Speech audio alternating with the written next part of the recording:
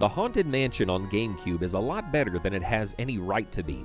It came out around the same time as the Eddie Murphy movie, and we could tell just by looking at the trailer that this movie was a dumpster fire. So I can see why people ignored the game. I know I did, but honestly, it's not based on the movie at all. It's based more on the Disney ride, with all the silly ghost characters and creepy looking rooms. Hell, it's a lot better than the movie. But does that make it good? Well, no. In the game, you play as a sniveling coward with a big nose and a funny hat. You go into a creepy mansion, light up the rooms one by one, and collect every ghost hiding in the furniture so you can fight a big boss at the end.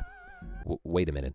I'm using the wrong footage. There we go. In the game, you play as a sniveling coward with a big nose and a funny hat. You go into a creepy mansion, light up the rooms one by one, and collect every ghost hiding in the furniture so you can fight a big boss at the end. The best part of the game is the puzzles. Every single room in the mansion has its own theme, and solving the mystery behind that theme can be a lot of fun. Themes like music books, candles, paintings, rooms that get bigger and smaller, bookshelves, fire trails, fountains, fireplaces, mirrors, space, board games, interdimensional portals that take you to parallel hellscapes where doors have teeth, and pool. My favorite level is when you get shrunk down in a kid's room and you have to test your reflexes with a ball in order to win. Ah shit, I did it again. My favorite level is when you get shrunk down in a kid's room and you have to test your reflexes with a ball in order to win. You would think that if they ripped off Luigi's Mansion this much, that they would also rip off the really fun combat.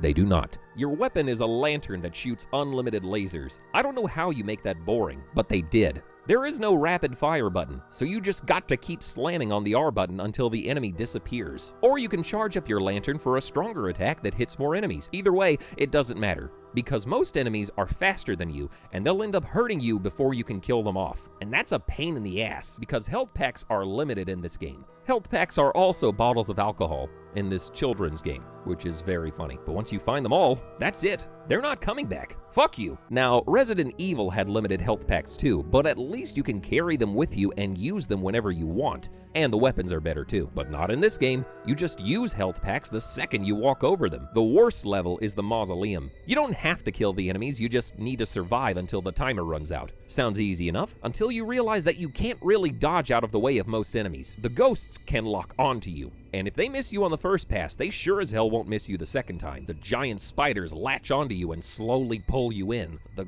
Gargoyles. Fuck these guys. Normal attacks don't work on them, so you have to charge your attack, but they keep spawning these fast little shits that chase you down and blow up in your face. By the time you charge up your attack and shoot the gargoyle, you'll shoot the little shit instead and waste your bullet. The only way you can beat them is to climb up high where they can't reach you, or trap them in a hole somewhere and keep picking off their giant health bar. But in later levels, you don't have that luxury, so you're going to get hit anyway. How can your game have limited health packs and also have unlimited, undodgeable, exploding bad guys? It's bullshit. And worst of all, these enemies did not have to suck. Most of the puzzles in the game try to kill you anyway, and they use that in a creative context. You can do the same thing with the enemies. The Ballroom is a perfect example. You need to get to the end of the room, but a gust of wind is stopping you from getting there, and the room is full of giant spiders. So what do? You get close to a spider until it pulls you in. And once a second spider latches onto you, you kill the closest one.